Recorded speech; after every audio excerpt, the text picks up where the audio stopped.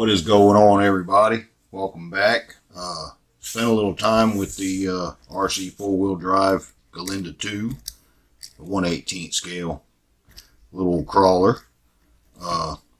Pretty good, runs pretty good. It's a little slow, tops out about 3 or 4 miles an hour, but it's fairly heavy, not really meant for high speed. It does have a couple issues. Now I have the blackjack body, the Ford Bronco body, and as you can see in the bottom, it's got these little notches on the interior for the shocks. Well, when you strap the battery onto the battery tray, it's level with those shock hoops and shocks.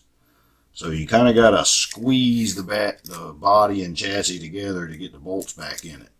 So we're going to see if we can lower the battery down in the chassis a little bit. I believe it'd be fairly easy to do. One of the other issues, it bounces quite a bit. It does have a little binding in the suspension. I'm going to take these bottom links and either move where they attach to the frame to the outside or where they attach to the axle to the inside. One or the other will take care of the binding. Possibly with the shocks, these aren't oil filled, they just have a spring and internal spring inside of them. Possibly take them apart, put a little grease in there, free them up, let them move a little easier, and that might take care of a little bit of the bouncing. Another problem is, like most RC cars out of the box, it is set with toe out on the front. Toe out gives you good stability at high speeds going in a straight line. Like I said, this thing tops out 3 or 4 miles an hour. Not really an issue. I'd rather see a way to shorten the tie rod and either put it at neutral toe or a little bit of toe in. That will help quite a bit with the turning radius on it.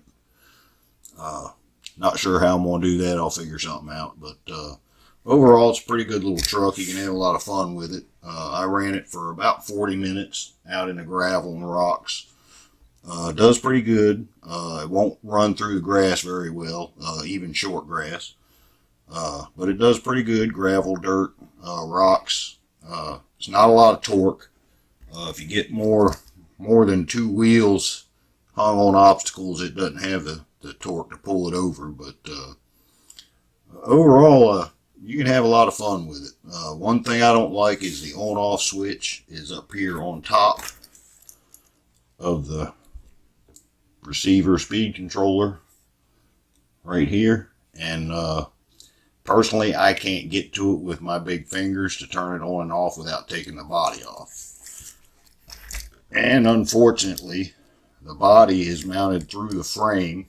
It has these little metal brackets here on each side that slip over the frame, and then the bolts go into the bumper. So it's a little bit of a headache to get the body on and off, but like I said, I ran it 40 minutes and it never slowed down, so I don't know how much time is left on the battery. Probably looking at overall 2-hour run time at least with this little bitty motor and this 2S LiPo battery. But overall, it's a pretty good little truck. Definitely don't feel like I threw away my money on it. It's a good starting point. It does need a few little things straightened out on it. I don't think I'll mess with the motor and transmission or anything like that, but I'll tinker with the other stuff, see if I can get it to perform a little bit better, and then go from there. I know they have other tires you can get for it at RC four-wheel drive. I don't think they're very expensive.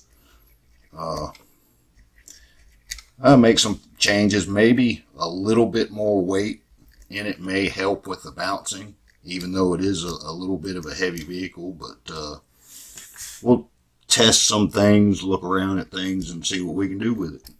And when I figure some of it out, I'll keep you updated as I go along. So thanks for watching. Till next time. Later.